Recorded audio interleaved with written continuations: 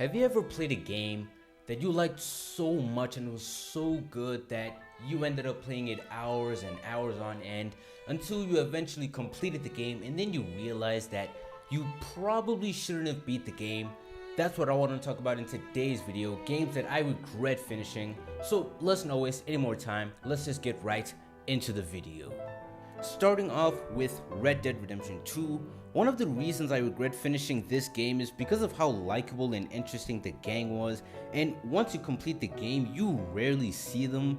There are a couple of encounters you have with some of them that you can find throughout the open world, but when I finished the game, I just missed them so much. I missed the camp and the times we would sing and dance or just have regular conversations.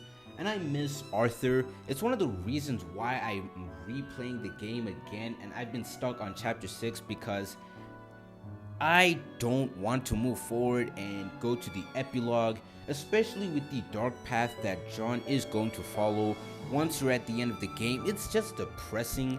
Obviously, it's not all bad because there still are stranger missions that have comedic characters. Plus, I can always go home and visit Jack and Abigail, but we all know how it ends. But man, when I finished the game, I genuinely couldn't stop thinking about what Charles and Sadie could be doing.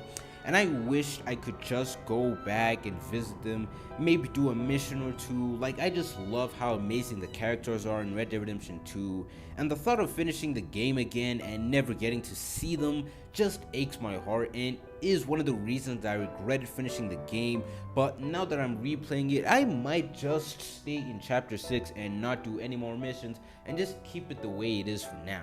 GTA San Andreas. Now, the reason I regret finishing this game is because of how different it feels after you beat the game. I mean, when I was playing the game, the missions were fun and over the top and goofy. Same thing with the characters in the game, like Mad Dog. I had a great time with the story, and it's really unfortunate that at the time, because they only started doing this with GTA 4, where you could hang out with all the various characters in the game and do a bunch of different activities with them. Like, I wish there was a way they could have done that earlier, like maybe seeing Mad Dog record in his studio, or something like seeing Catalina or Wu at the casino, because now that I finished the game, the vibe is really different from when I was playing the story.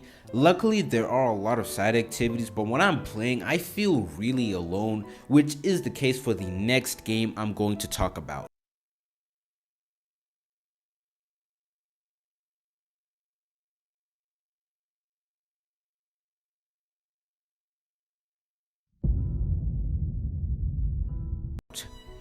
Now, when I was talking about feeling alone when playing San Andreas, you can basically multiply that feeling by 10 when it comes to Elden Ring.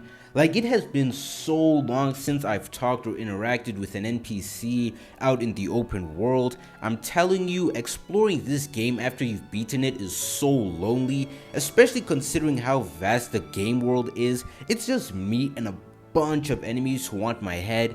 Like, before I finish the game and I would explore it, it would be scary, but at least I had Melina with me the whole time, and every time I would discover a church, she would give me some lore on America. But now that doesn't happen anymore since she's dead.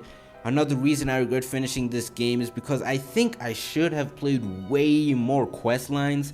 If you watch my Elden Ring videos, you know I was doing a good amount of them. I was playing a good amount of them, but something I didn't know was that after I finished the game, most quest lines would lock me out. And the thing about this game is, at least on Xbox, you can't manually save your game like you can with like Bethesda and The Witcher, Cyberpunk, basic RPG games. I've tried to, but there was no option, so now the chances of me encountering an NPC and playing through their questline is very low. I wish I could save, because then I could just go back to an older save, play all the quest lines, and get some cool items and fight some amazing bosses, but I can't do that, and it really sucks. What sucks even more is how depressing the game is without Melina, because now I'm all alone in this huge world. I know it sounds ridiculous, but I've realized now just how scary this game can be once you finish it and you realize that it's just you and nobody else except the different enemies in the game. But Yeah, man, I do regret finishing Elden Ring, especially when I just look back on that first playthrough and just how enjoyable it was with all the different NPCs I encountered and their storylines. Like, I can only wonder what they're doing now. I do know that a good chunk of them are dead, so that's why I can't access their questlines, and it's just so upsetting, and that's part of the reason why I do regret finishing Elden Ring. What kind of fucking animal do you take me for? No, I didn't kill him. Oh, fuck. But I did kidnap his wife.